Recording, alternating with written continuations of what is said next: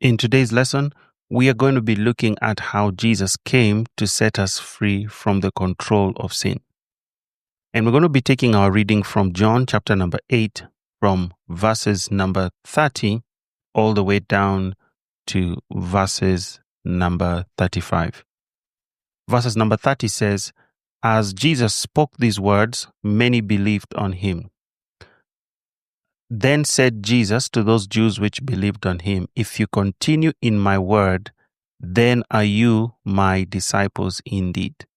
And so he's addressing the Jews that had believed on him, and he's saying to them, if you continue in my word, then are you truly my disciples. And so, although that's not our topic today, there is a lesson to learn there, that a disciple of Jesus is one who continues in his word.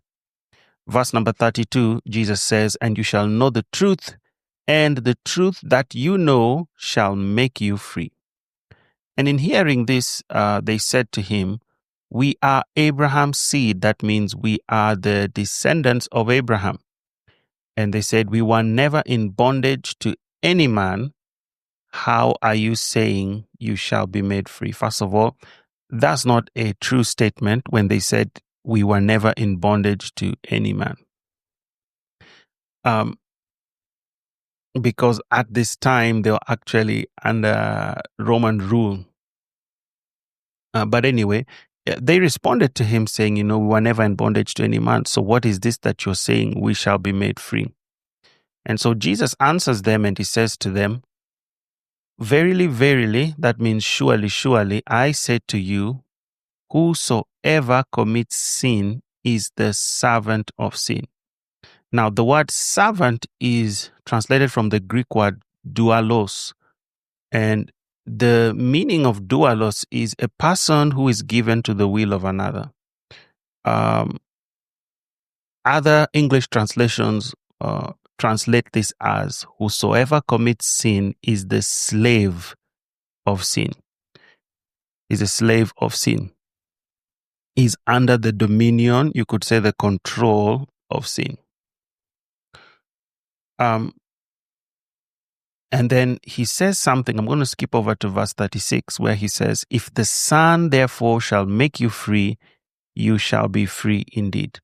And so the liberty that Jesus was referring to when he said to them, "You shall know the truth, and the truth shall make you free," the liberty that he was referring to was freedom from the control, or you could say from the dominion of sin.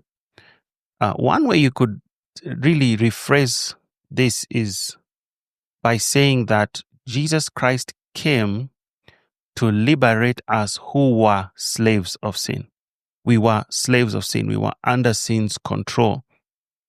We were under its dominion. We were under its power.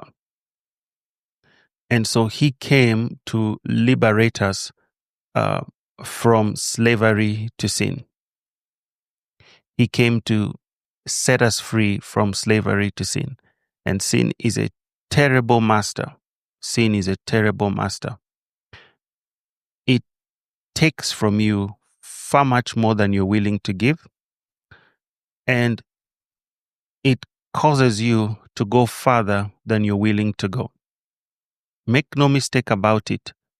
The intention of sin is to completely dominate you and control you. But Christ came to liberate us from its bondage. And he said, "If the Son shall make you free, then shall you be free indeed." And there's another verse I want us to look at that refers to slavery to sin. And that is taken from Romans chapter number 6, from verses number 16, all the way down to verses number 18. It says, "Don't you know that to whom you yield yourselves servants to obey, his servants you are to whom you obey, whether of sin unto death or of obedience unto righteousness?" Verse 17, that's where my emphasis is going to be. "But God be thanked that you used to be servants of sin, but you have obeyed from the heart that form of doctrine which was delivered you, being then made free from sin, you became the slaves of righteousness. So he's saying, we thank God that at one time you were servants of sin, or you could say you were slaves of sin, but you have obeyed from the heart that form of doctrine which was delivered you. And he's saying here, there is a set of teachings that was presented to you.